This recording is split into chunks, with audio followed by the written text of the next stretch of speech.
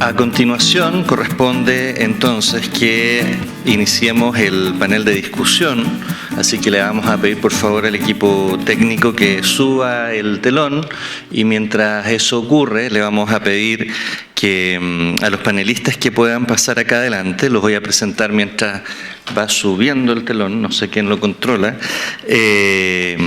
yo lo voy presentando. Va a moderar la mesa la doctora Lorena Valencia, que es directora del Departamento de Trabajo Social de nuestra universidad. Por favor, Lorena, adelante. Un aplauso para Lorena, por favor. Integran también la mesa de discusión, a quien ya escuchamos, al señor Liam Schwartz, que ya fue presentado. Por favor, Liam, muchas gracias.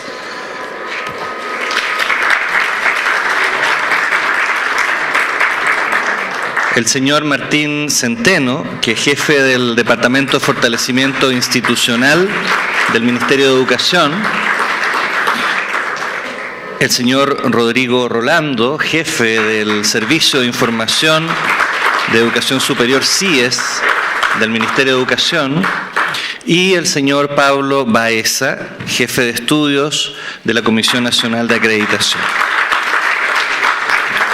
Lorena, te doy el pase.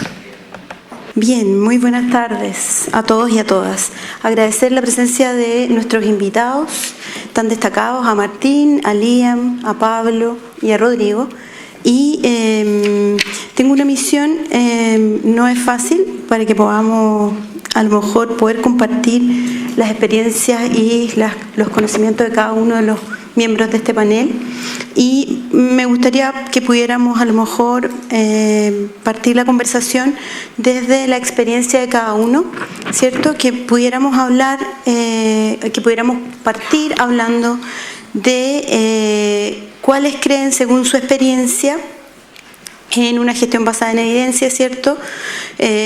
¿Cuáles serían las fortalezas y los desafíos en el contexto actual en Chile? Es decir, considerando los nuevos criterios de acreditación, la gratuidad y la Ley de Educación Superior y de universidades estatales. Paralelamente, le quiero hacer una pregunta a Liam sobre su experiencia también.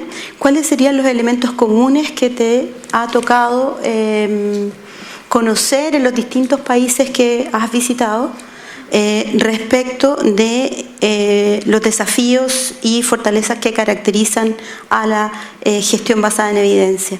Un poco saliéndose de Estados Unidos y mirando, digamos, los países que te ha tocado visitar.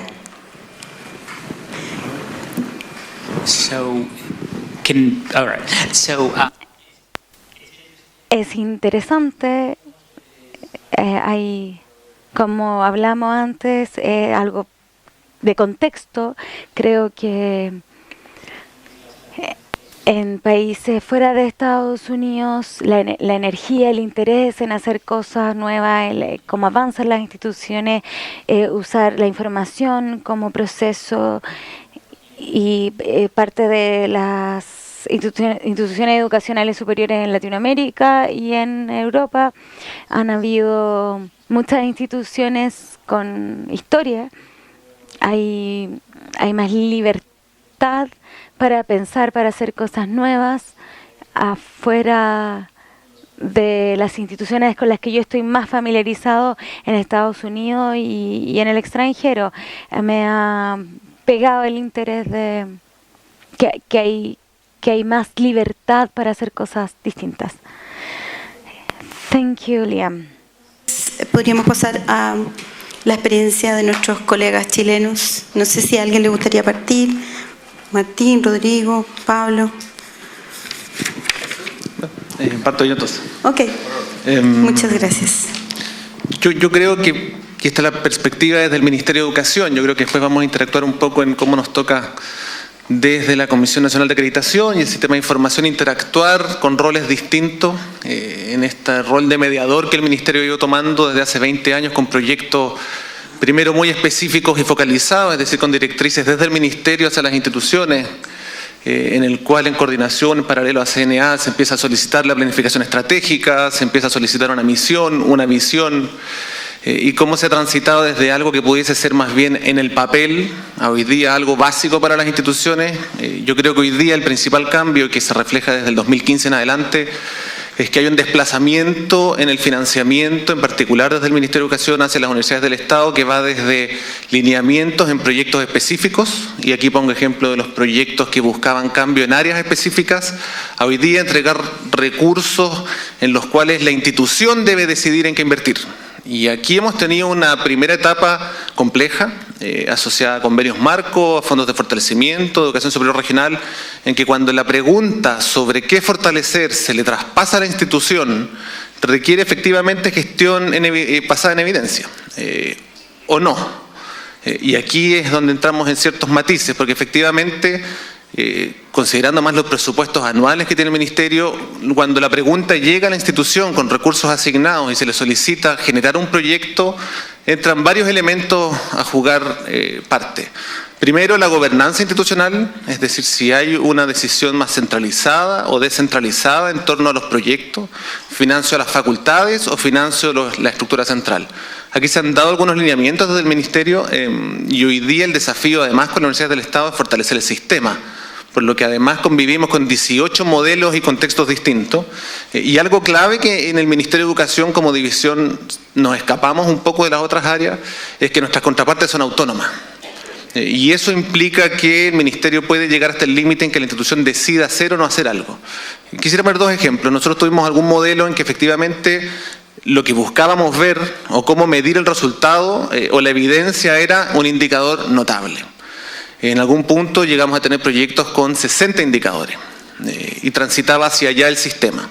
Hoy día el sistema, y además hay bastante evidencia y algo que tratamos de no dejar de hacer, es que también los procesos son clave, entendiendo que son cambios culturales en instituciones de educación superior.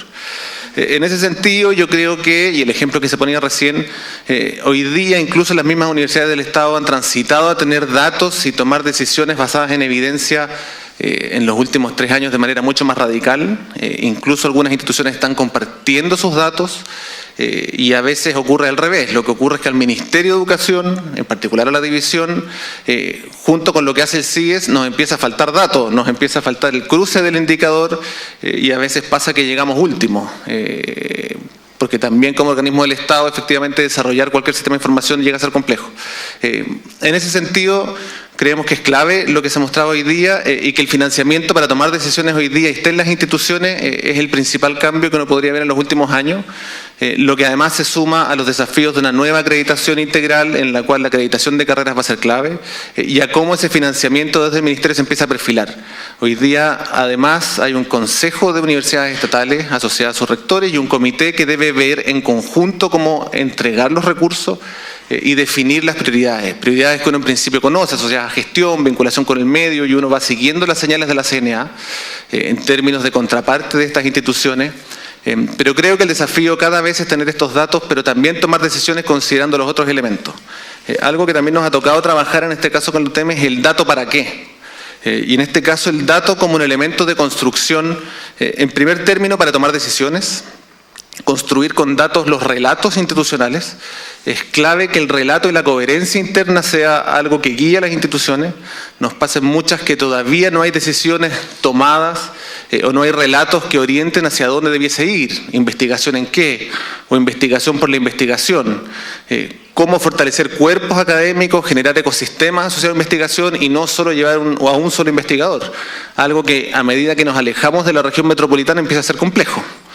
Porque efectivamente movilizar a regiones extremas, cuerpos académicos de gestión es más complejo, y cuando uno hace el análisis de distribución de recursos competitivos, efectivamente a mayor distancia de Santiago, menos recursos van quedando, y esto se da en distintos fondos que deben estar considerados cuando uno piensa en financiar a las instituciones.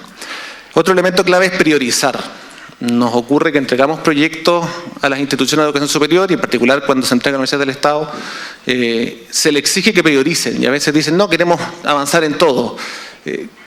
Algo clave es tener brechas y diagnósticos claros y ser buenas contrapartes. Y ser buenas contrapartes también es decirle que no al Ministerio si es que está exigiendo, por ejemplo, avanzar en un elemento que la institución ya tiene claro que no puede avanzar más. La retención, más allá de los promedios, es relevante en la brecha, y algo que decía Sebastián, de por qué se van los estudiantes. Entonces, la deserción es clave. Si mi deserción está en el límite, también como contraparte debiese decir que no.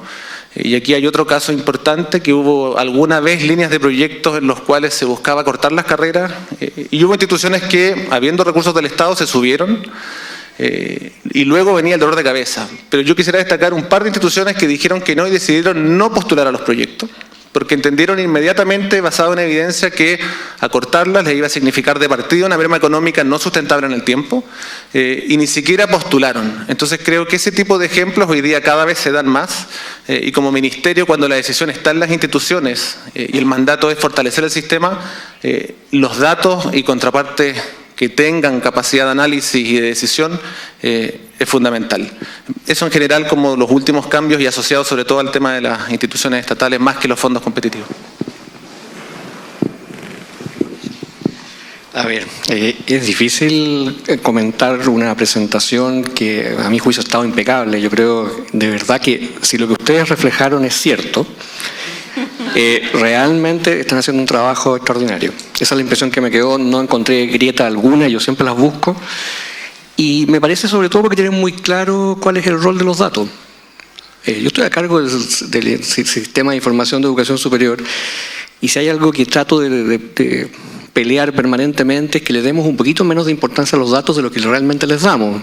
Eso no significa que no sean importantes, significa que tienen que estar contextualizados y que son los datos los que nos deben permitir, metamos también aquí al grupo de indicadores, digamos, datos e indicadores, deben ser el inicio de una conversación.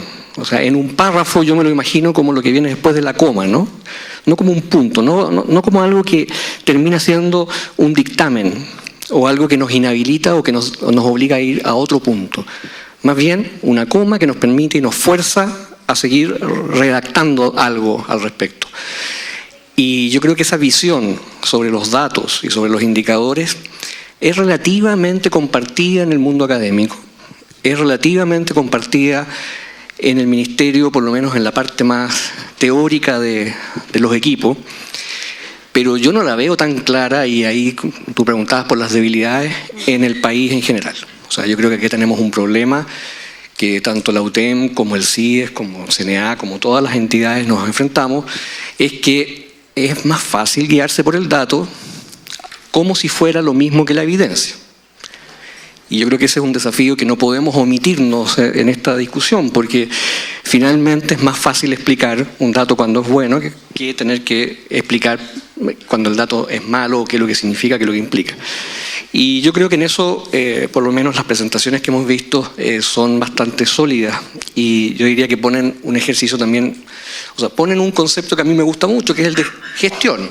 Las cosas importantes se gestionan. Dicho de otra forma, las cosas importantes no se improvisan. No dependen de una persona o de la capacidad de una sola persona tampoco, precisamente porque son complejas. Si fueran simples, quizás no sería necesario, entre comillas, gestionarlas. Y otro elemento muy importante de la gestión, que también fue señalado claramente, entonces estoy repitiendo un poco lo que se señaló, es que la gestión es precisamente para que las cosas ocurran diferentes a como debieran ocurrir si seguimos por así decirlo, el crecimiento vegetativo de las cosas.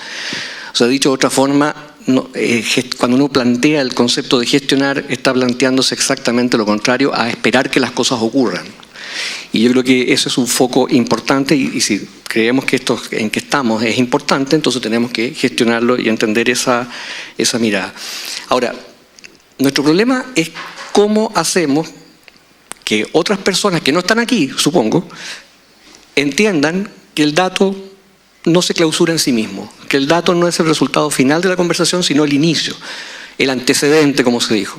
Y por supuesto, cuando hablo del dato, del indicador, hablo también del testimonio, en fin, de todo lo que significa, digamos, las distintas capturas que hay que hacer para generar esto que Sebastián explicó también como esta cultura de la evidencia, más bien cómo se armaba ese ciclo, digamos. Ahí tenemos un tema y un desafío, y yo debo reconocer acá que el CIES contribuye a poner los datos en la mesa, y creo que lo hacemos bastante bien. Y ponemos los indicadores encima, tenemos metodologías compartidas, aspiramos a tener una especie de relación con las instituciones del mínimo común denominador, es decir, poner algunas cosas en la mesa y que nos pongamos de acuerdo en algunas definiciones, porque además eso va a permitir la comparabilidad, pero de alguna otra forma no nos podemos hacer cargo, y ese sí es un problema, de cuál es el uso que puede dar los medios de comunicación, otras entidades, a esos datos y a esos indicadores. Y por eso yo creo que esa es la mayor dificultad. El dato en sí mismo no nos va a generar problemas. El dato en sí mismo, todo lo contrario, nos entrega un antecedente que nos permite plantearnos distintas preguntas, que nos permite ir avanzando, incluso ir confirmando o no determinadas hipótesis que tenemos. El problema es el mal uso de los datos o los indicadores, y en ese sentido, yo creo que para mí por lo menos pertenece a al primer grupo de dificultades que uno puede encontrar. El dato y el indicador y el testimonio y todo ello tiene que ser pensado como el inicio de una conversación, no tautológico por ningún motivo, ni nada necesariamente cerrado, y una segunda tentación, llamémosle si queremos un sesgo cognitivo, que hay que tener cuidado con los paneles de control. El panel de control, en el cual tú tienes todos los indicadores y vas viendo cómo funciona algo, es nuevamente muy bueno, salvo que creamos que esa es la realidad. Pero también lo dijo Sebastián, o sea, no tengo nada que objetarle, porque lo tienen claro. Entienden que el panel de control te va a dar las señales, te va a dar información relevante, pero que no puede estar alejado de la realidad, y uno de los riesgos que existe es ese, digamos. Ahora, en abstracto suena bastante obvio, digamos, pero preguntémonos cómo se está moviendo la universidad en su contexto. Y veamos entonces si los medios de comunicación tienen claro que el panel de control no es la realidad. Veamos si los modelos de asignación de beneficios tienen claro que el panel de control no es la realidad. Y ahí entonces empieza el tema de por qué gestiones o qué aspectos nos van a ir determinando también nuestro quehacer. En el caso de nosotros, por ejemplo, porque este problema también lo tenemos nosotros como CIES. Cuando viene un indicador definido por la OECD, bueno, hay que usarlo. Si el indicador no es pertinente para la realidad local, bueno, hay que usarlo. El árbitro tiene la razón, aunque se equivoque, decía Julio Martínez alguna vez. Y de alguna forma también, me imagino que la universidad tendrá que usar, entre comillas, de una u otra forma, el indicador que plantee CIES, aunque no le guste a Sebastián o aunque no le guste a la UTEM en general. Y va a tener que usarlo no porque nosotros seamos más inteligentes que ellos, ni porque lo tengamos mejor definido. Lo va a tener que usar porque ese mismo indicador está siendo usado para todo el sistema, porque va a estar publicado en el portal Mi Futuro, con 2,5 millones de visitas al año, y que además va a ser usado por los medios de comunicación. Entonces, esa es una realidad que nos enfrentamos. A veces el indicador puede no estar bien formulado, no bien pensado, pero existe porque alguien lo determinó, y el poder de ese alguien en ese aspecto puede ser mayor que la propia institución. Y bueno, concluyendo esta primera parte, digamos, uno debiera plantearse entonces que este juego de definir datos, indicadores, tiene un componente analítico, tiene un componente reflexivo que es fundamental. Aquí lo que le da importancia a este set de indicadores es el relato, no es el indicador. Y yo creo que eso es lo que también uno tiene que ir aprendiendo, y en esa discusión tendremos que asumir que el relato es más complejo de defender que el indicador.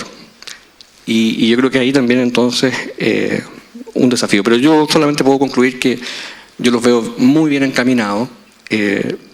Creo que en el CIES, Martín decía, el ministerio va un poco atrasado en estas cosas. Es que siempre va a ir atrasado, porque nosotros queremos ir hacia el mínimo común denominador. No pretendemos reemplazar la complejidad de cada institución en su relación día a día internamente.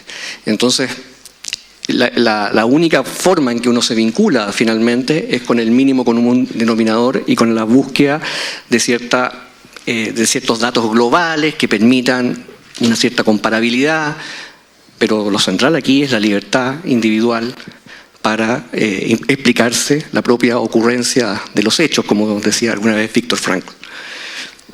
Ahí me quedo por el momento. Muchas gracias. Muchas gracias. Aplaudamos entonces. Gracias, Rodrigo. Bueno, es más fácil hablar al final en todo caso, pero primero quiero agradecer la invitación a Sebastián, a Dieter.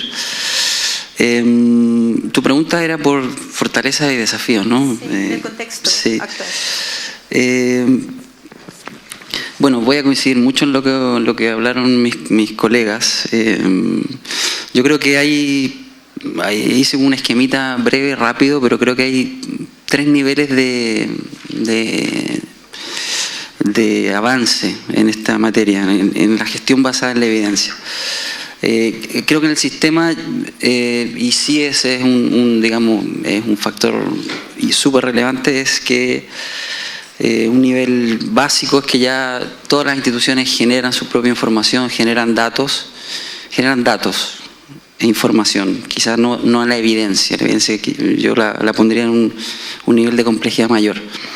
El riesgo de este nivel que corren muchas instituciones es que el dato es un fin en sí mismo. Entonces el dato es la producción del dato, es hacer encuestas porque hay que hacerlas, y eso lo vemos nosotros desde nuestra tribuna, vemos los resultados de ese vicio o de ese riesgo. Yo diría que hay un segundo nivel de complejidad que tiene que ver mucho con lo que nos presentaron hoy, el sistema PROGES, que también aprovecho aunque me dieron un acceso, espero que no me lo hayan cortado todavía, pero para mirarlo, explorarlo, no sé si esto era reservado, Sebastián, perdón, ya no, perdón, pero era muy interesante, porque, y Sebastián lo comentó, digamos, o sea, se nota que hay un trabajo enorme detrás, está muy bien hecho, además cuesta presentar los datos de esa manera. Nosotros querríamos hacerlo de esa manera también, me imagino, ¿sí? Entonces se nota que hay mucho trabajo ahí detrás. Pero el siguiente paso que dan ellos es que es el uso sistemático de los datos, de la información, es la evidencia. Y ese creo que es un nivel de complejidad más avanzado del que solo generar datos. Y un tercer nivel diría yo que es lo engancho con lo que Liam nos presentó esta mañana, y que también Sebastián y Dieter también dieron luces, y que es contextualizar. Liam tenía ahí hacerse preguntas, y las preguntas son muy importantes, más que quizás las respuestas, sobre todo una mirada integradora, el para qué, el hacia dónde, y después pensar el cómo. Sebastián hablaba, también Dieter en su presentación mostraba experiencias, ¿no? Percepciones. Bueno, esto es, digamos, desde hace tiempo se infravalora mucho la palabra versus el número, pero qué bueno que estén valorando las percepciones, las experiencias de los estudiantes, porque hay que siempre acordarse de que el sujeto, de que existe esta institución, son las personas, son personas con experiencia, con desafíos propios, individuales, también colectivos. Y por eso también creo que, y también los felicito en ese sentido, es que la palabra contexto cobró bastante relevancia acá, porque no es lo mismo analizar tasas de retención, datos, indicadores en distintas realidades. Chile es un país muy diverso desde el punto de vista socioeconómico, territorial, y esto es muy importante cuando uno evalúa, ya me estoy poniendo desde el punto de vista de la CNA, cuando uno evalúa la calidad. El contexto, desde dónde se parte y hacia dónde se quiere llegar. Entonces creo que el tercer nivel o el segundo nivel de complejidad de tener una mirada integradora, tener un sistema que funcione, ¿verdad? Además en tiempo real, con facilidades de manejo, pero eso necesitamos tener las preguntas hacia dónde quiere ir esta institución, y además se desagregan muchas preguntas, que también lo engancho con lo último que comentaste, Sebastián, que también lo comentó Liam, que es la descentralización del análisis. muchas veces las direcciones de calidad o la institucionalidad que se ha ido creando también al alero de lo que CNA ha ido, digamos, liderando en este sentido, también vemos que muchas veces hay discursos que son impuestos, ¿no?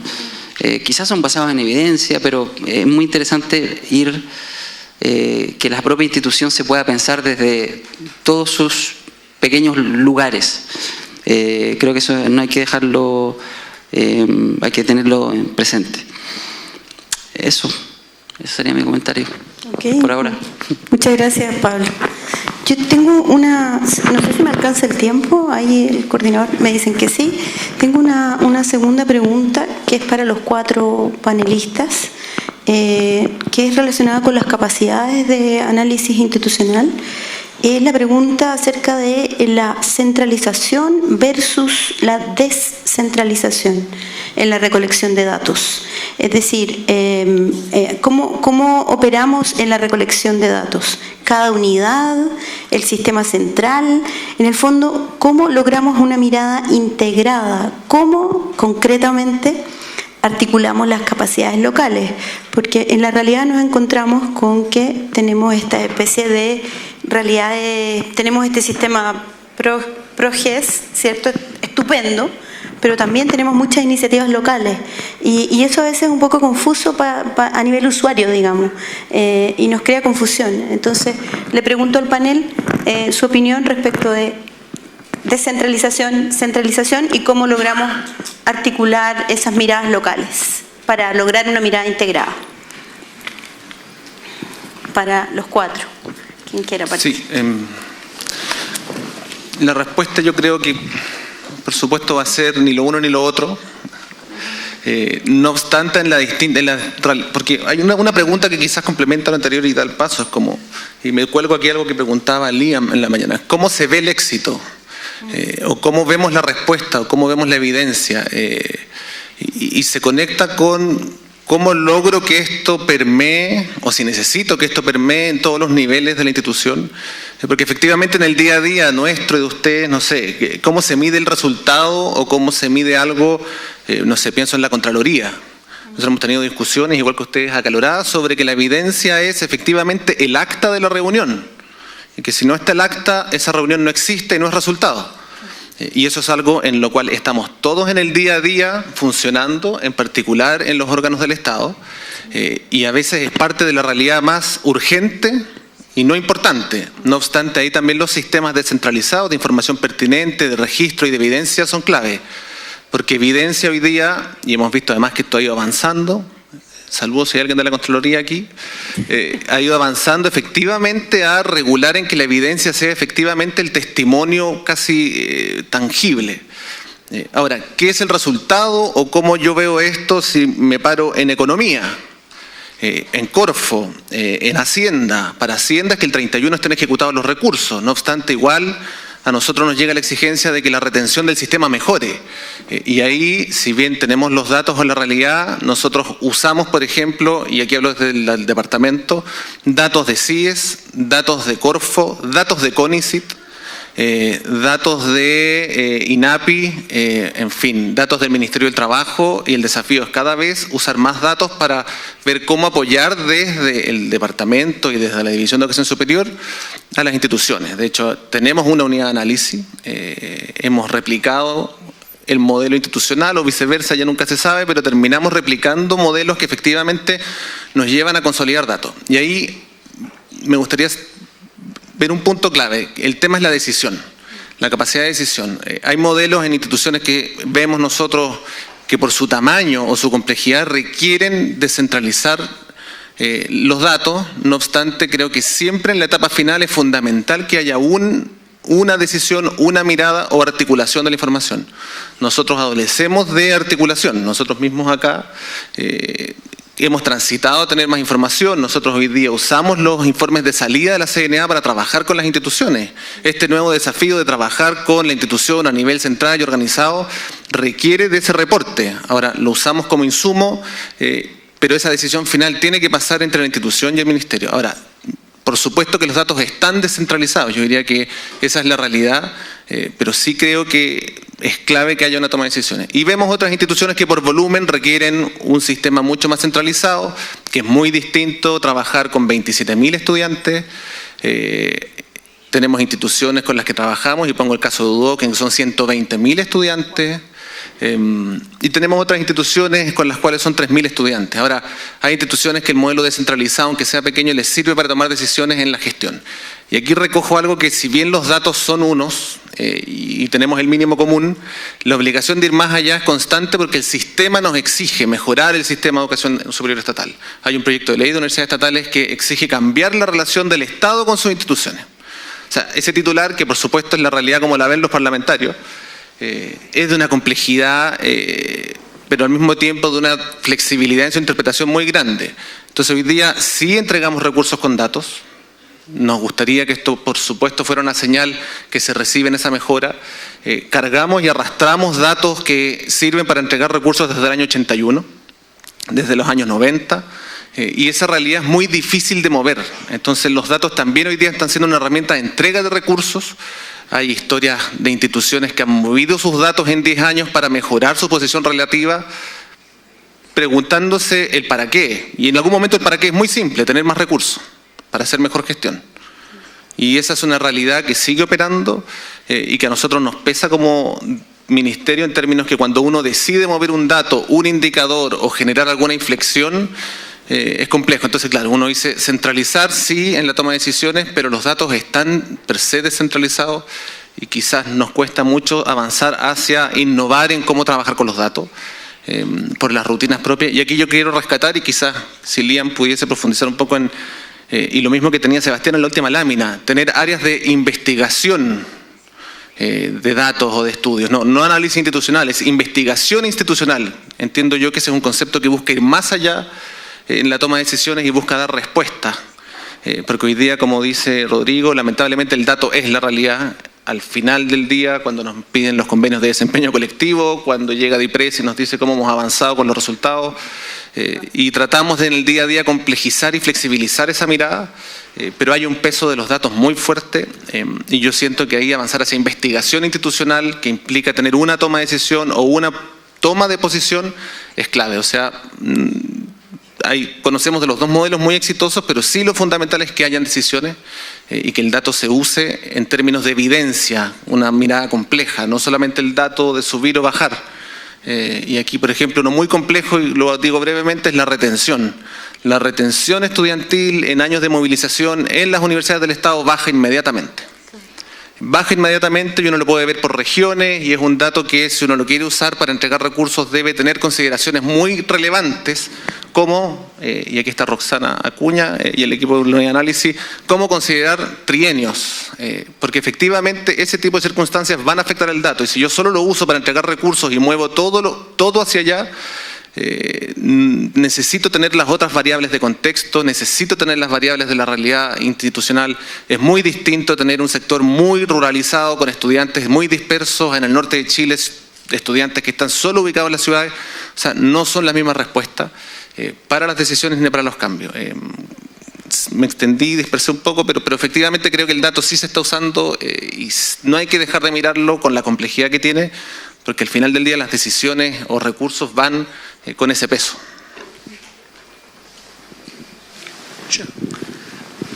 So to the question of centralization or decentralization, Y descentralización, creo que la conversación está en esa parte, y el análisis de los datos, y constantemente estoy pensando en la elección libre, que lleguemos a poder elegir nuestro modelo y que no esté desde la institución gubernamental. Y como he hablado de muchas maneras hoy día, hay muchas preguntas sobre cultura y contexto, y que es acerca de reconocer el tipo de institución y las expectativas que las personas tienen, dónde está la información, dónde están los recursos, dónde se toman las decisiones, y desarrollar el mejor modelo de centralización o descentralización, y entregar guía, liderazgo, y y descentralizar las cosas tan bien como puedas, pero no tener un patrón, porque podría ser mejor un tutorial. También puedes tener, hay muchas patologías asociadas a eso, y las instituciones descentralizadas, creo que el impulso es que yo he visto que quieren descentralizar, pero no hay nada que puedan hacer, y la facultad o el equipo donde están no puede hacer nada. Hay una buena versión y una versión fuerte de información y análisis que tiene la institución, y tomar ventaja de esas expertise que hay y de análisis y capacidades en diferentes lugares.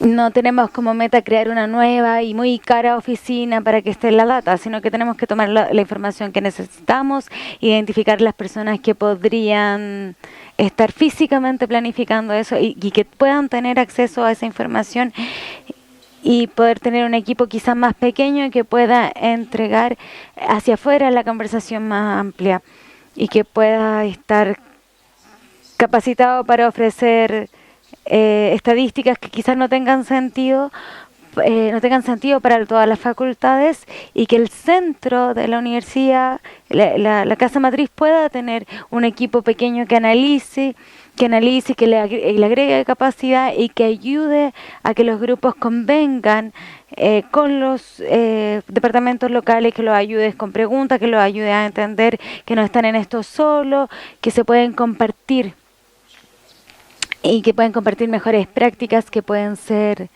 cuando hay un rol central de la información como el gobierno federal, ser transparente respecto a eso, y cosas pequeñas como por ejemplo dónde viene la información, quién cuenta esto, quién cuenta lo otro en la facultad. Así hay más transparencia y creo que menos centralización, y que cree sospecha que la persona que está en el centro está tomando decisiones que afectan a la institución, porque no es una sola institución, sino que son 2 escuelas, cualquier cosa así, y la variación de eso podría ser no sentir que todo el tiempo la institución está tomando decisiones y recolectando datos en una forma descentralizada, y que eso es un fracaso o que no es la mejor práctica, sino que las decisiones que toman las autoridades, las razones de por qué las toman, y que se distribuya entre la institución. Por eso debería haber un deseo universal de recolectar la información en un sentido amplio, entender los desafíos que enfrentan las unidades locales y articular una visión para el futuro, contar la historia de la institución. Eso es algo que debería ser universal, aparte de estas funciones que son descentralizar o descentralizar. Todos deberían tener ese deseo común de hacer las cosas en una mejor manera.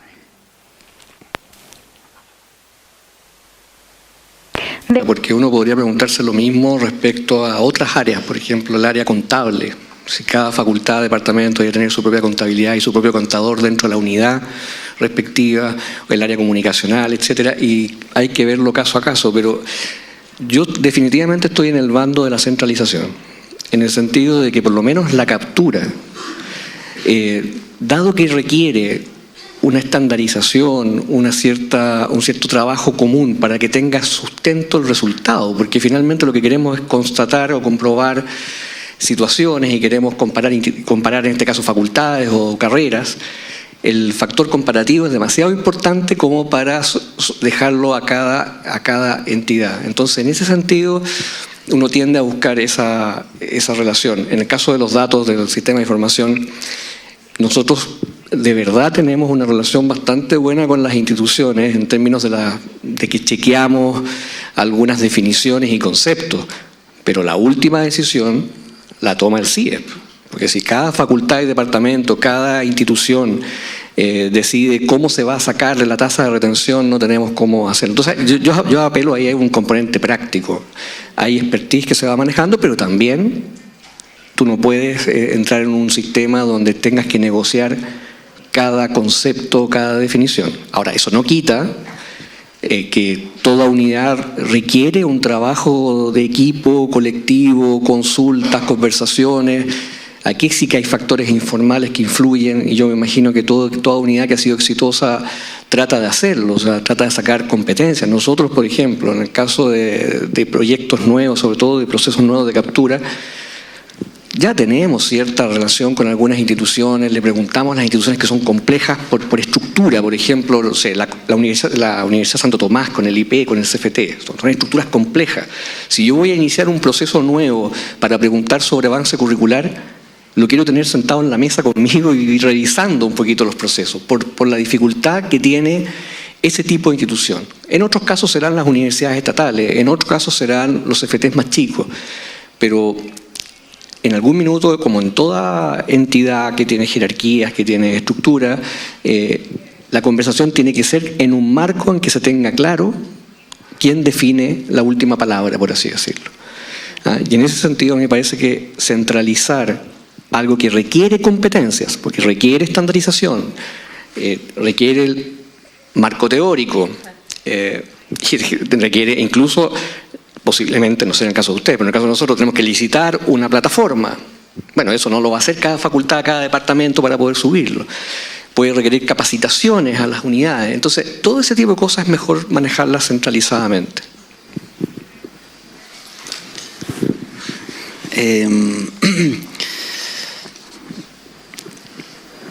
Yo diferenciaría entre la realidad nuestra, de instituciones públicas, autónomas, algunas, de la misma pregunta en relación a una institución de educación superior.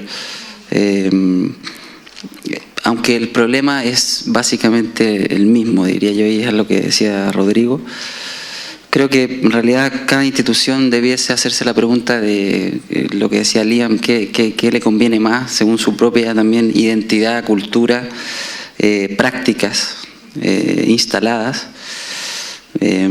Pero en general, pensando en una institución de educación superior, creo que debería haber un balance entre lo central y lo local, por decirlo de un modo como uno llega a la unidad docente o académica o como le llamen. Pero eso requiere, y eso es lo que creo que es lo que apuntaba Rodrigo, que hay que tener unos acuerdos metodológicos comunes. O sea, no se puede tener diferentes, o si se tienen diferencias, que esas diferencias las sepamos de antemano. Cómo vamos a medir, qué técnicas vamos a utilizar. También alguien preguntó aquí por los temas éticos, que también hay que tener ciertos acuerdos y seguir ciertos códigos éticos de información, de manejo de la información, cuál es el alcance de las técnicas, métricas, etcétera. Entonces, los acuerdos metodológicos son básicos para poder tener, además, no solo poder tener una dinámica circular que vaya de lo central a lo local y que de lo local siga a lo central, digamos. Creo que eso es básico. En el caso nuestro, que sí siempre tiene la última palabra en todo caso, nosotros generamos información, pero también nuestro desafío es integrarnos. Y también ponernos más de acuerdo desde el punto de vista metodológico de ciertos conceptos, porque hay mucha diversidad en el sistema. Pero yo creo que ese debiese ser un balance, y un balance conforme a acuerdos sólidos desde el punto de vista metodológico. Creo que eso es básico para el tema de generar información y analizar esa información de forma pertinente. Muchas gracias, Pablo. Creo que tenía... Sí, bueno, yo tengo una sola pregunta que me gustaría cerrar con esto, porque ya estamos en el tiempo límite, que a lo mejor algún miembro del panel pudiera responder. ¿Cómo abordamos el desafío en torno a la comunicación de los resultados? Porque en general lo que ocurre es que los resultados, los datos, los indicadores quedan en los niveles centrales. ¿Cómo hacemos circular la información? Si han tenido experiencias en torno a esa práctica, digamos. A ver, La pregunta es, claro, nuevamente, como hablamos de comunicación, tenemos que ver si estamos hablando de comunicación interna o estamos hablando en general. El CIES trata de que gran parte de su información sea pública y esté disponible para todo tipo de usuarios, y por supuesto no toda la información es pública porque también tiene ciertos estándares metodológicos que uno quiere resguardar. Yo creo que esto casi también hay que verlo caso a caso, lamentablemente, porque la respuesta así general no puede funcionar. Pero mira, déjame ejemplificarlo con una situación. En algún minuto un medio de comunicación preguntó cuáles eran las carreras que tenían más bajo puntaje PSU, de las carreras profesionales. Entonces, claro, en el marco de un estudio uno ya sabe cuáles son, ¿verdad? Ya. Pero tiene sentido ir contestándolo en el marco de un medio, que lo único que quiere decir es que los profesores tienen los puntajes más bajos del sistema. Por lo menos antes, porque ahora ya ha cambiado con las nuevas reglas. Entonces, tú dices, ¿cómo hacemos para generar un espacio de datos disponibles, pero que no se preste para este juego de los medios que están buscando otro tipo de circunstancias? No lo podemos evitar, pero ahí es donde nosotros ponemos ciertas cortapisas. Les voy a poner otro ejemplo en el caso de ingreso y empleabilidad. Yo sé que hay muchas carreras e instituciones de las cuales tenemos datos, pero no los publicamos. Pero es por algo. Eso ocurre porque de repente hay números mínimos de casos. Por ejemplo, yo tengo los datos de empleabilidad e ingresos de una carrera que tiene 15 casos. Es responsable que el CIES, a pesar de que los datos existen, publique un informe de ingreso y empleabilidad, o un dato más bien en este caso, un indicador, con 15 casos. Entonces uno empieza a pensar ahí, no, claro, en el ámbito de una discusión académica uno podrá cuestionarse el número de casos, pero en el ámbito de una información pública eso queda como una verdad revelada de esa carrera, sin que nadie se preocupe realmente cuántos casos hay. Y por eso tenemos que poner ciertos mínimos para poder operar. Entonces, el manejo a ver, la información finalmente es un acto de selección. La información no es lo mismo que transparencia. No es poner todo a disposición. Es tratar de focalizar cosas. Si ustedes se fijan en el portal Mi Futuro, el informe de retención es mucho más complejo que el dato de retención que se le entrega al estudiante dentro del marco de un conjunto y un set de indicadores asociados a una carrera y una institución específica. Entonces, el acto de selección está asociado también a cuál es tu público objetivo y hacia dónde quieres llegar. No sé si lo respondí, pero por lo menos hay un contexto ahí. Sí, muy bien. Solo señalar que en relación a la comunicación, uno lo ve, y es un desafío para las unidades de análisis o de gestión, y esto es como, parece muy genérico, pero creo que pone un límite ético que es la confianza. Construir confianza en el dato, en los equipos que toman decisiones. Hemos visto instituciones que la confianza se pierde, un concepto que además hoy, en términos de confianza en las instituciones, también es frágil, es poroso, y yo creo que lo que decía Rodrigo también es un límite, y eso debiese delimitarlo, el accionar en términos de la información que se entrega, de pensar en que esto es algo que hay que construir.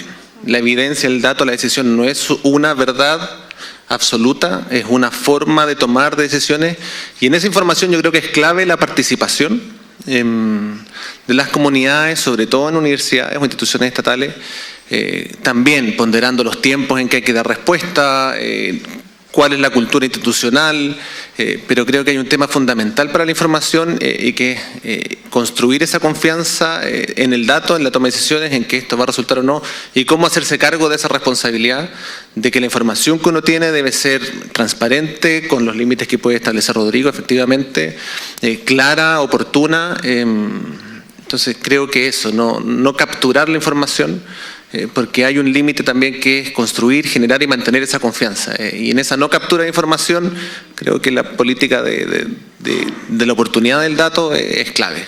Nos pasa y nos ha pasado que a veces instituciones, varias nos ha pasado, de todo el sistema, se dan cuenta que la línea base de un proyecto no era la que era. Es una pérdida de confianza inmediata. Y a veces se la guardan como un par de años pensando que aquí va a ocurrir algo terrible, y efectivamente ahí también hay comunicación del dato y oportunidad para tomar las medidas, porque efectivamente esta realidad se construye de manera compleja y creo que la comunicación siempre es un factor clave. y el tiempo en que se haga es fundamental. Bien, muchísimas gracias. Le vamos a dar un aplauso a nuestros panelistas y vamos a esperar a nuestro... Muchas gracias a Pablo, a Liam, a Rodrigo y a Martín.